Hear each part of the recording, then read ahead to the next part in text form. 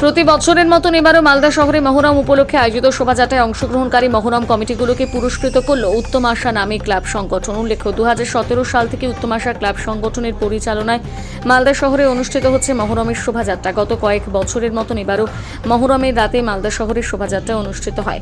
শোভাযাত্রায় অংশগ্রহণ করে মালদা শহরের একাধিক মহরম কমিটি। সেই কমিটির মধ্যে প্রথম, দ্বিতীয়, তৃতীয় স্থানাধিকারী মহরম কমিটিগুলো শনিবার পুরস্কৃত করেন উত্তম আশা ক্লাব সংগঠনের সদস্যরা।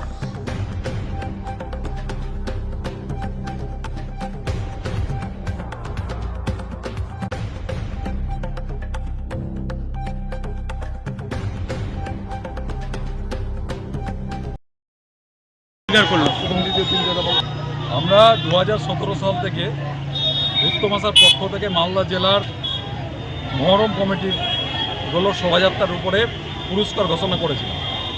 মূলত তিনটি বিষয়কে সামনে রেখে এই পুরস্কার দেওয়া হয়। একটা হচ্ছে ডিসিপ্লিন, শৃঙ্খলাবোধ, দ্বিতীয়ত হচ্ছে শোভাযাত্রাকে সাজানো বা সজ্জা, আর তৃতীয়ত হচ্ছে খেলা, লাঠি খেলা এবং বিভিন্ন প্রকার খেলা, জিমন্যাস্টিক দেখায়। এই তিনটার উপরে পয়েন্টের ভিত্তিতে এখানে প্রাইজ দেওয়া হয়। প্রথম প্রাইজ 10,000 টাকা, দ্বিতীয় প্রাইজ 6,000 টাকা, তৃতীয় প্রাইজ 4,000 টাকা। আমাদের এই বছর 10 বছর চলছে। আমাদের আটকষি থেকে আরম্ভ করে শহরের যারা বিভিন্ন আছে, অধ্যাপক থেকে আরম্ভ করে শিক্ষিত মানুষ, সাংবাদিক, তারা সকলেই এখানে সহযোগিতা করে। সকলের সহযোগিতায় এবং শহরের মানুষের সহযোগিতায় এইটাকে আমরা প্রতি বছর করতে পারি। এবছরও আমাদের সুন্দরভাবে মহরম কমিটিগুলো তার শোভাযাত্রায় অংশ নিয়েছে।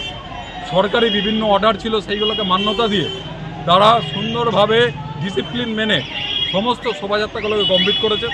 আমরা প্রথম হয়েছে আমাদের এবার কৃষ্ণপল্লী মহরম কমিটি, দ্বিতীয় হয়েছে পিরোজপুর মহরম কমিটি, তৃতীয় হয়েছে বিবিগ্রাম মহরম কমিটি। এছাড়াও আমরা তিনটি মহরম কমিটিকে স্পেশাল প্রাইজ দিয়েছি। পিয়াজি মোড় মহরম কমিটি, বক্কাটুলি মহরম কমিটি এবং গয়েশপুর মহরম কমিটি। তাছাড়াও মোট 13টি মহরম কমিটি অংশগ্রহণ করেছিল, তাদেরকে সকলকে সান্ত্বনা পুরস্কার দেওয়া হয়েছে। খুব সুন্দরভাবে অনুষ্ঠান হয়েছে।